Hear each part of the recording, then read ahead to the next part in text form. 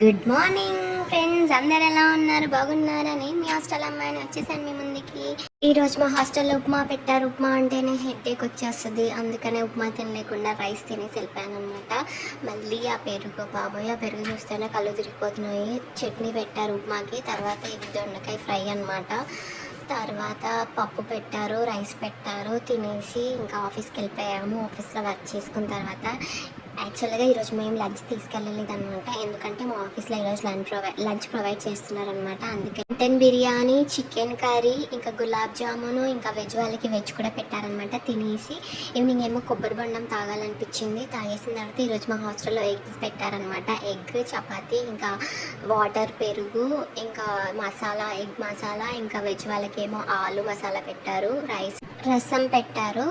ఇంకా తినేసి చదువుకున్నామన్నమాట. చదువుకున్న తర్వాత పడుకుంటాము. ఇంకా అందరికీ గుడ్ నైట్, శుభరాత్రి, బాయ్ బాయ్.